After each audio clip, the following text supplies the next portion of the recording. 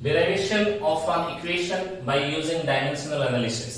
ठीक है, सो dimensional analysis को यूज करके हमने कोई एक इक्वेशन सही है या गलत है ये पिछले लेक्चर में देखा था। ठीक है, अभी हम लोग देखेंगे डायमेंशनल एनालिसिस को यूज करके कोई एक फिजिकल इक्वेशन कैसे अपन डिराइव करते हैं। मान लेते हैं हम पहले निकालते हैं time period of a simple pendulum. Time period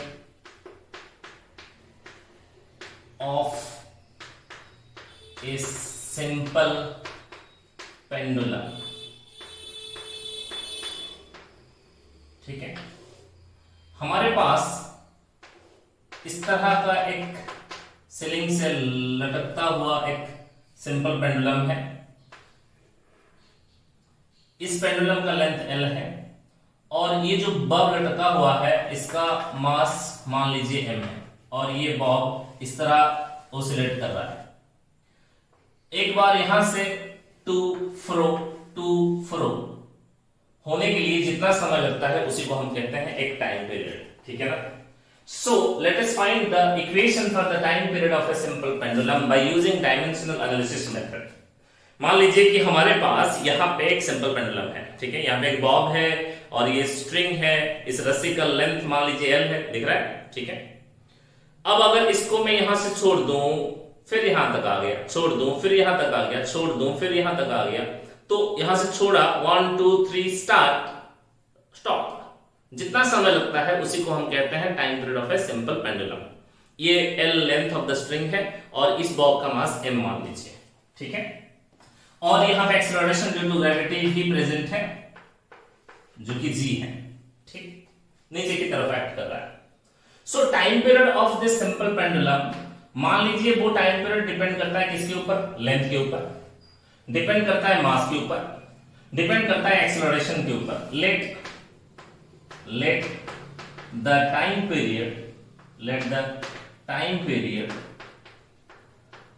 वो time period t depends on length of the string, length जो कि L है, मास ऑफ द बॉब, यहां पे जो लटका हुआ बॉब है उसका मास m मान लीजिए, and acceleration due to gravity, acceleration due to gravity. इन तीन चीजों के ऊपर ये डिपेंड करता है, ऐसा मान लीजिए। ठीक है, लेकिन ये लेंथ के ऊपर कैसा डिपेंड कर रहा है वो आपको नहीं पता, ये मास के ऊपर कैसा डिपेंड कर रहा है आपको नहीं पता। जैसे कि ये मास के स्क्वायर के ऊपर डिपेंड कर रहा है या अंडर रूट मास के ऊपर डिपेंड कर रहा है या लेंथ के क्यूब के ऊपर डिपेंड कर रहा है, वो आपको नहीं पता। ठीक है, बस आपको ये लग रहा है कि अगर ऐसा एक रस्सी है, इसका लेंथ ये है, अब छोटे से लेंथ से ऐसा मैं उसे कर रहा हूं तो टाइम पीरियड अलग आ रहा है, ऐसा लंबा हो गया अब टाइम पीरियड अलग आ रहा है। ठीक है, अब हमने अज्यूम किया, मानो कि यहाँ पे छोटा सा बॉब है तो टाइम पीरियड कुछ अलग आ रहा है, मान लीजिए बड़ा सा बॉब लटकाए होते तो टाइम पीरियड शायद कुछ अलग आता। ठीक है, तो इस ऑब्जर्वेशन से हमको लग रहा है जो टाइम पीरियड है वो लेंथ के ऊपर, मास के ऊपर और एक्सेलरेशन ड्यू टू ग्रेविटी के ऊपर डिपेंड कर रहा है। चलिए कुछ मैथमेटिकल अप्रोच इसके साथ रखते हैं। ठीक है, सो ये जो टाइम पीरियड है वो टाइम पीरियड डिपेंड कर रहा है मास के ऊपर। कैसा डिपेंड कर रहा है वो आपको नहीं पता। मान लीजिए a, अब a 1 भी हो सकता है, a -1 भी हो सकता है, a 2 भी हो सकता है, 3 भी हो सकता है, टू द पावर 1/2 भी हो सकता है। सो डिपेंड करता है लेंथ के ऊपर, कैसे हमको नहीं पता। मान लीजिए b डिपेंड करता है एक्सेलरेशन ड्यू टू ग्रेविटी के ऊपर, कैसे, मान लीजिए c। ठीक है, that is implies time period of a simple pendulum proportional to m to the power a, l to the power b, z to the power c। सो ये equation हो गया कि कांस्टेंट ऑफ प्रोपोर्शनलिटी एक multiply कर दिया, m to the power a, l to the power g, b to the power c। ये तुम्हारा equation number 1। ठीक है, now taking the dimensions of both the sides, दोनों तरफ का डायमेंशंस लेकर के देखें। लेफ्ट साइड में क्या है, टाइम पीरियड, तो उसका dimension m0 l0 t to the power 1 क्योंकि ये टाइम है। राइट साइड को देखिए, राइट साइड में क्या है, ये कांस्टेंट है। ठीक है, उसका डायमेंशन कुछ नहीं है, डायमेंशनलेस कांस्टेंट है यहाँ पे। m तो मास है, mass to the power a, l है length to the power b, acceleration due to gravity, कोई भी एक्सेलरेशन है तो उसका डायमेंशन होगा l to the power -2 to the power c, that is implies m0 l0 t to the power 1 is equal to m to the power a l to the power b, यहां पे l to the power c है। अब ये l to the power b into l to the power c, तो l to the power b plus c मैं direct लिख सकता हूं, अरे सही है। और ये t to the power -2c है। अब इसको यहां पे इतने में रख दीजिए काम। नाउ हमें ये पता है प्रिंसिपल ऑफ होमोजेनिटी से कि अगर कोई एक इक्वेशन हमारे पास है तो इक्वेशन के दोनों तरफ का डायमेंशन बराबर होने चाहिए। From principle of homogeneity, from the principle of homogeneity, principle of homogeneity से, from the principle of homogeneity, आपके ये जो इक्वेशन है इस इक्वेशन के दोनों तरफ का डायमेंशन बराबर होने चाहिए। ठीक है, यानी कि इस वाले इक्वेशन के m to the power a है तो इस तरफ m टू द पावर 0 है, यानी कि a का वैल्यू आपका 0 आ गया। ठीक है, इसको रखिए अपने साथ। अब देखिए l to the power b plus c है और यहां पे l टू द पावर 0 है, तो b plus c equal to 0, that is implies b is equal to minus of c है। अब t के ऊपर देखिए, t के ऊपर -2c है और यहां पे t के ऊपर 1 है, that is implies c is equal to minus of 1/2। आपको c मिल गया। ठीक है, अगर c मिल गया तो b भी मिल जाएगा, b is minus of c और c है -1/2, दैट इज इंप्लाइज b जो है वो हो गया 1/2। बात समझ में आ गया? Hello sir. तो आप प्रिंसिपल ऑफ होमोजेनिटी को यूज करके ये इक्वेशन के दोनों तरफ का डायमेंशन को अगर बराबर चेक करेंगे, so m to the power a m to the power 0 बराबर l to the power b plus c l to the power बराबर 0, t to the power -2c t to the power 1, so 2c बराबर 1। So a b और c का value हमें यहां पे मिल गया। अब ये a b c का वैल्यू ना हमें काम करेंगे इक्वेशन नंबर 1 पे डाल देंगे। ठीक है, using the values of a b and c in equation number 1। हमारे पास इक्वेशन नंबर 1 है, देखो t is equal to some constant m to the power a l to the power b g to the power c। ठीक है, तब यहां से क्या हो जाएगा, t is equal to some constant m to the power a नहीं 0, l to the power b नहीं 1/2, g to the power c नहीं -1/2, m to the power 0 anything to the power 0 1 होता है, m to the power 0 ये हो गया 1, that is implies ये time period होगा t is equal to constant l to the power 1/2, g to the power -1/2 है। देखिए g to the power -1/2 को आप नीचे ला सकते हैं, ये g to the power 1/2 हो जाएगा, that is implies time period will be constant under root l by under root g। इसको मैं डायरेक्टली लिख सकता हूं अंडर रूट l अपन g। ठीक है, और ये जो कांस्टेंट है यहां पे कांस्टेंट का वैल्यू है 2 पाई और ये अंडर रूट l अपन g है, और ये कांस्टेंट का वैल्यू जो 2 पाई है वो एक्सपेरिमेंट से आपको पता चल जाएगा। ये जो कांस्टेंट है ये कांस्टेंट का वैल्यू 2 पाई, ये एक्सपेरिमेंट से आपको पता चल गया। ठीक है, ये गिवन होगा, आपको दिया गया होगा कि कांस्टेंट का वैल्यू यहां पे 2 पाई लेना है। देखिए time period t equal to 2 pi, ये तो कांस्टेंट है जो कि आपको गिवन होगा under root l by g, यानी कि ये जो time period of simple pendulum होता है that is irrespective of the mass of the pendulum bob. ये बॉब के मास के ऊपर निर्भर नहीं करता, ये लेंथ के ऊपर जरूर निर्भर करता है और एक्सेलरेशन ड्यू टू ग्रेविटी के ऊपर जरूर निर्भर करता है। ठीक है ना, अर्थ के सरफेस में आप एक पेंडुलम को ऑसिलेट कराए, जो टाइम पीरियड होगा मून के सरफेस में ले जाए, जुपिटर के सरफेस में ले जाए, एवरेस्ट में ले जाए, तो इसका एक्सेलरेशन ड्यू टू ग्रेविटी जो है वो चेंज हो जाएगा, जिसके चलते तुम्हारा टाइम पीरियड भी चेंज हो जाएगा। सो time period of a simple pendulum is mass independent, ये निर्भर करता है सिर्फ लेंथ और एक्सेलरेशन ड्यू टू ग्रेविटी के ऊपर। देखिए मास इंडिपेंडेंट है, इसीलिए मास टू द पावर a वाला जो है वो 0 आ गया तुम्हारा, ठीक है ना, समझ में आ गया। जल्दी लिख लीजिए इसको। तो चलिए अब देखते हैं डायमेंशनल एनालिसिस को यूज करके और एक फिजिकल क्वांटिटी का इक्वेशन यानी कि फॉर्मूला निकालना, ठीक है। आपको पता है सर्कुलर मोशन के बारे में थोड़ा बहुत आपको पता है क्लास 9th में, और क्लास 11th में आपको पूरा सर्कुलर मोशन पढ़ाया जाएगा, ठीक है ना। तो अब देखिए अगर हमारे पास यहाँ पे एक बॉडी है, जिस बॉडी को हम सर्कुलर पाथ में ऐसे ऐसे ऐसे ऐसे घुमाएं, ठीक है।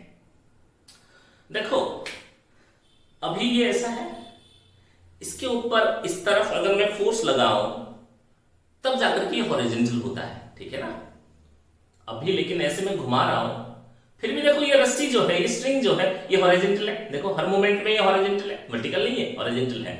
हॉरिजॉन्टल है, अगर तुम इसको पॉज कर दोगे, ऐसा देख लो, ये ऐसा है, लेकिन मेरा हाथ यहां पे नहीं था पकड़ने के लिए, वैसा है। तो इस तरफ कोई फोर्स है इसीलिए तो ऐसा है, और इस तरफ वाली जो फोर्स है इसी को हम कहते हैं सेंट्रीफ्यूगल फोर्स है। ये सेंट्रीफ्यूगल फोर्स जब कभी भी बॉडी आपका सर्कुलर पाथ में रिवॉल्व करना शुरू करता है, चाहे हॉरिजॉन्टल सर्कुलर पाथ हो या वर्टिकल सर्कुलर पाथ हो, जब कभी भी पार्टिकल सर्कुलर पाथ में रिवॉल्व करता है तब बॉडी के ऊपर एक सेंट्रीफ्यूगल फोर्स लग जाता है। अब वो कितना लगेगा उसको देखते हैं। मान लीजिए कि ऐसा सर्कुलर पाथ है हमारे पास, ये सर्कुलर पाथ में एक बॉडी है जिस बॉडी का मास m है। अब सर्कुलर पाथ का रेडियस r है, बॉडी का मास m है, और इसका ना वेलोसिटी जिस मोमेंट में हम लोग देख रहे हैं, वेलोसिटी मान लीजिए v है। तो ये बॉडी के ऊपर इस तरफ along the radius away from the body, away from the center, इस तरफ एक फोर्स लगता है जिसको हम कहते हैं सेंट्रीफ्यूगल फोर्स। हेलो सर, सही है। तो ये सेंट्रीफ्यूगल फोर्स के लिए इक्वेशन क्या होगा, इसके लिए फॉर्मूला क्या होगा, पढ़ाई आराम से देख सकते हैं। लेट द सेंट्रीफ्यूगल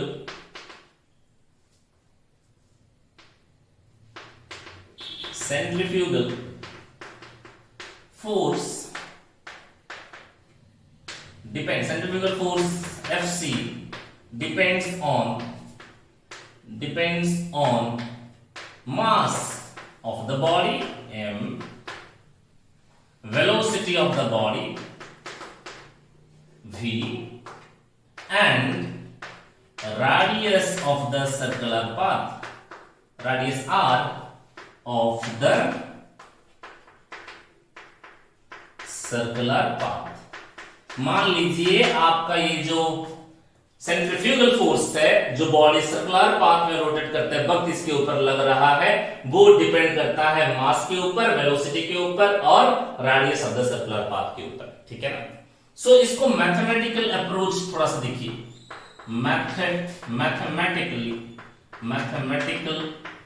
अप्रोच करें इसको जरा सा। देखिए ये सेंट्रीफ्यूगल फोर्स जो है वो डिपेंड कर रहा है मास के ऊपर, लेकिन कैसा डिपेंड करता है, स्क्वायर के ऊपर या क्यूब के ऊपर या अंडर रूट के ऊपर, हमको नहीं पता। मान लीजिए ए डिपेंड कर रहा है वेलोसिटी के ऊपर, लेकिन कैसा हमको नहीं पता। डिपेंड कर रहा है radius of the circular path के ऊपर, लेकिन कैसा हमको नहीं पता। ये बी और ये सी, ठीक है। अब हम इसको लिख सकते हैं कुछ इस तरह कि सेंट्रीफ्यूगल फोर्स डिपेंड करता है mass to the power a, velocity to the power b, r to the power c। That is implies centrifugal force is equal to some constant, ये कांस्टेंट प्रोपोर्शनलिटी मल्टीप्लाई किया हमने, a velocity to the power b, r to the power c। ये equation number 1 मान लीजिए। पिछले case में जैसे किए थे, दोनों तरफ का डायमेंशन ले लेंगे आराम से, taking the dimension of both the sides, taking the dimensions of both the sides, दोनों तरफ का डायमेंशन ले लीजिए। डायमेंशन अगर लेंगे तो क्या होगा, लेफ्ट साइड में क्या है वैसा फोर्स है, तो फोर्स का डायमेंशन होता है m1 l1 t to the power -2। Right side में आ जाइए, ये डायमेंशनलेस कांस्टेंट है, उसका कोई डायमेंशन है नहीं। m जो है वो मास है, तो dimension m to the power a, v velocity है, उसका डायमेंशन है l t to the power -1 to the power b, r जो है वो रेडियस है, यानी कि वो एक लेंथ है, टू द पावर c है। तो अगर यहां पे प्रिंसिपल ऑफ होमोजेनिटी, थोड़ा सा और एक स्टेप आगे ले लेते हैं, फिर देखेंगे m1 l1 t to the power -2, और यहां पे हो जाएगा m to the power a l to the power b plus c t to the power -b। ठीक है, from principle of homogeneity, from principle of homogeneity,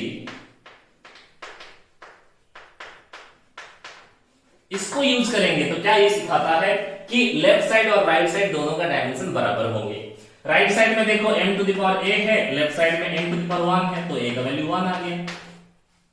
right side में देखो t to the power -b है और left side में t to the power -2 है, तो b बराबर आपके पास 2 आ गया।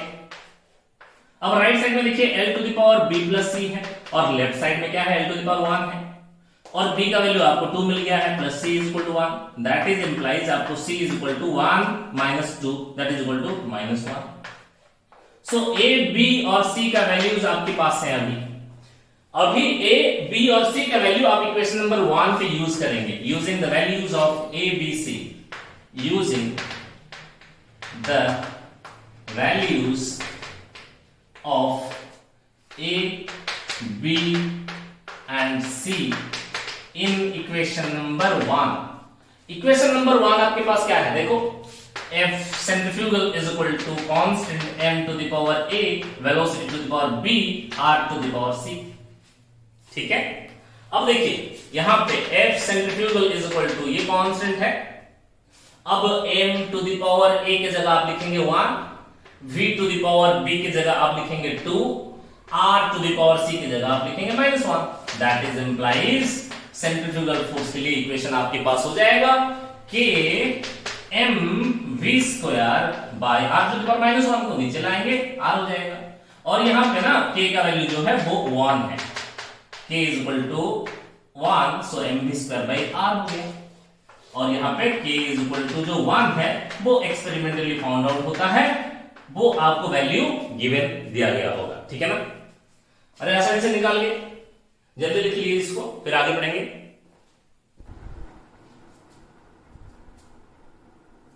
तो चलिए अब एक नया एप्लीकेशन इसका देखते हैं, डायमेंशनल एनालिसिस पढ़ के हमें और क्या फायदा हो सकता है। ठीक है, डायमेंशनल एनालिसिस को यूज करके हम अभी यूनिट कन्वर्शन सीखेंगे कि अगर कोई एक फिजिकल क्वांटिटी आपके पास है, उसका यूनिट कुछ सिस्टम में दिया हुआ है, दूसरे कोई सिस्टम में उसका यूनिट क्या होगा, उसको निकालें बाय यूजिंग डायमेंशनल एनालिसिस। ठीक है, वो कैसे करेंगे, सुनो। पहला बात, मान लीजिए यहां से यहां तक ये जो लेंथ है ए बी, ये लेंथ मान लीजिए, ये लेंथ मान लीजिए कुछ 5 मीटर है या 2 मीटर। 2 मीटर अगर मैंने लिखा तो फिजिकल क्वांटिटी क्या है हमारे पास, लेंथ है, कितना है वो 2 मीटर है। ये 2 मीटर की जगह अगर मैं 200 सेंटीमीटर लिख दूं तो कोई दिक्कत है आपको, बराबर है ना, 2 मीटर बोलना जो है 200 सेंटीमीटर बोलना वही है। या तो अगर मैं इसको 2000 मिलीमीटर लिख दूं तो भी दिक्कत नहीं होगा आपको। 2000 मिलीमीटर बोलना जो है 200 सेंटीमीटर बोलना वही है, 2 मीटर बोलना वही है। यानी कि ये जो फिजिकल क्वांटिटी हमारा यहाँ पे लेंथ है, ये जो क्वांटिटी है, पहले क्वांटिटी की बात करेंगे। ये जो फिजिकल क्वांटिटी हमारे पास है, ये फिजिकल क्वांटिटी है लेंथ। देखो यूनिट बदला, ये मीटर है, ये सेंटीमीटर है, ये मिलीमीटर है। जब मीटर तब 2 था, जब सेंटीमीटर ये 200 हुआ, जब मिलीमीटर तब 2000 हुआ। लेकिन यूनिट बदलने से न्यूमेरिकल वैल्यू बदल गया। देखो कोई भी फिजिकल क्वांटिटी हमारे पास होता है, उसको रिप्रेजेंट करते हैं अपन न्यूमेरिकल वैल्यू और यूनिट, ये दो चीजों से। उसका न्यूमेरिकल वैल्यू कितना है, ठीक है, और उसका यूनिट क्या है। यूनिट बदल देने से हमने देखा कि न्यूमेरिकल वैल्यू जो है वो बदल जा रहा है, लेकिन यूनिट बदल देने से न्यूमेरिकल वैल्यू बदलने के बावजूद ये फिजिकल क्वांटिटी नहीं बदलता। 200 सेंटीमीटर बोलना जितना होता है 2 मीटर बोलना उतना ही होता है, 2000 मिलीमीटर बोलना उतना ही होता है। So if we change the unit, if we even if changing the unit, even if changing the unit, physical quantity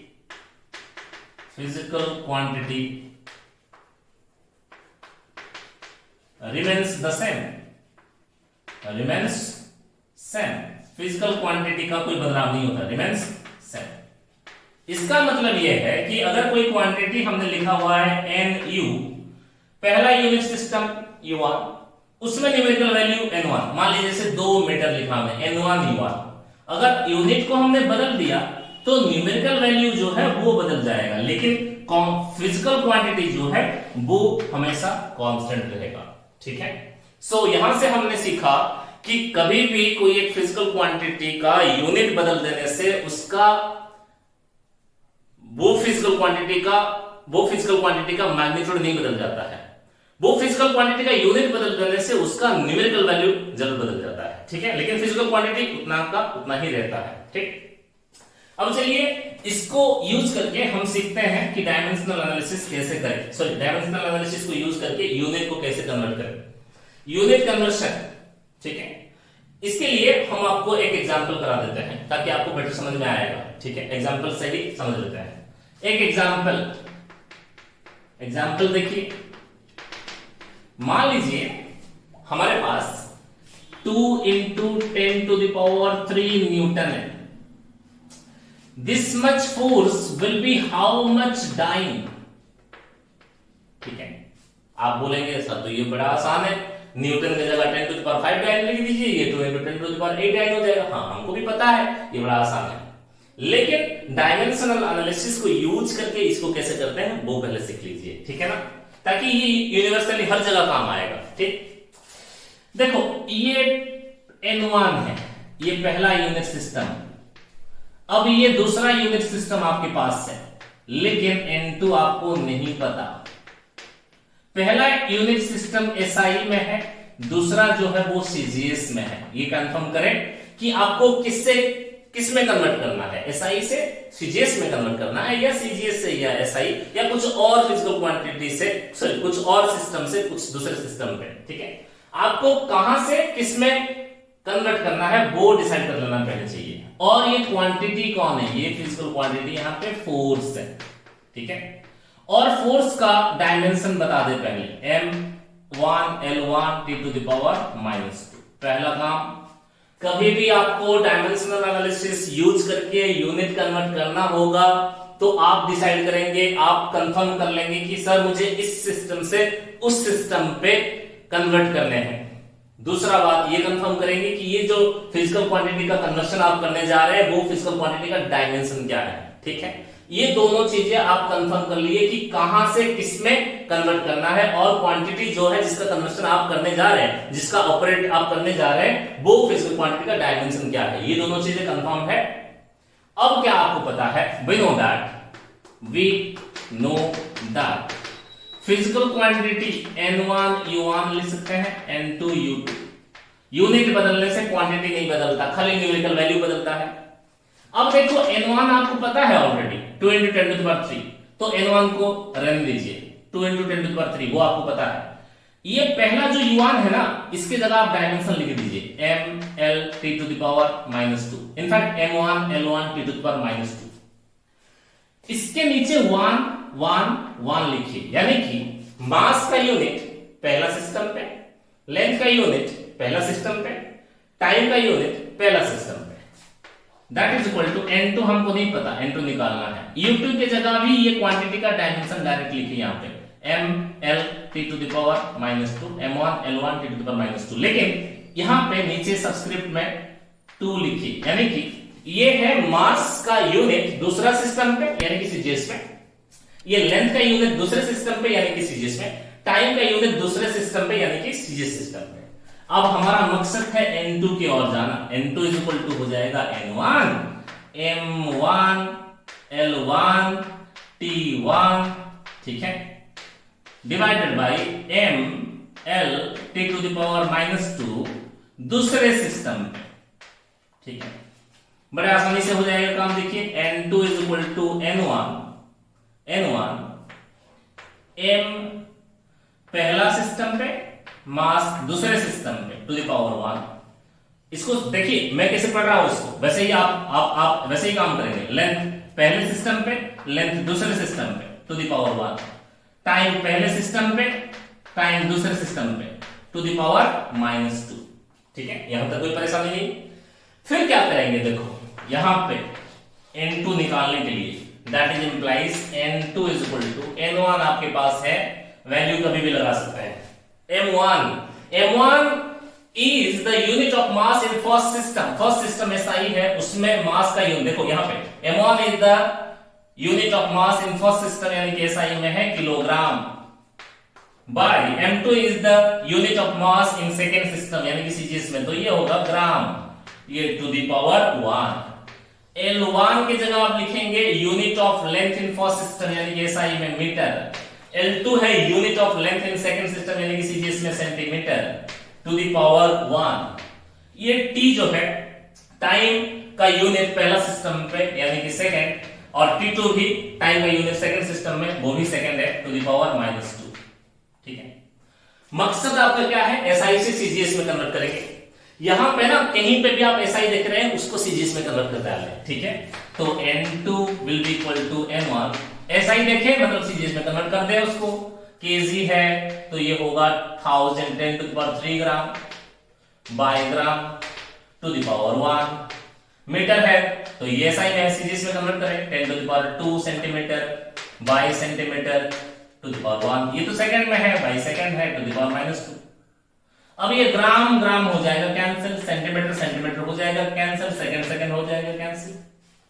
तब आपके पास n2 is equal to n1 जो कि आपको ऑलरेडी पता है 2 into 10 to the power 3 और 10 to the power 3 to the power 1, 10 to the power 2 to the power 1, 1 to the power -2। ये 1 to the power -2 हो जाएगा 1। इसको यहीं पे रखते हैं, आगे ले जाकर कोई फायदा नहीं है। That is implies n2 is equal to 2 into 10 की पावर 3, 10 की पावर 3, 10 की पावर 2। तो ये हो जाएगा n2 is equal to 2 into 10 की पावर 3 plus 3 6 plus 2 8, 10 की पावर 8। ये आपके पास n2 मिल गया। अब फिर से उसी क्वेश्चन को चले जाते हैं। दैट इज इंप्लाइज 2 into 10 की पावर 3 न्यूटन इज इक्वल टू यहां पे n2 का value 2 into 10 to the power 8 dyne. इस तरह आपको कोई भी फिजिकल क्वांटिटी का यूनिट कन्वर्शन करने के लिए बोला जाएगा, आप बड़े आसानी से डायमेंशनल मेथड को यूज करके कर सकते हैं, ठीक है ना। अरे सही है, चलिए इसको जल्दी लिख लीजिए। Thank you.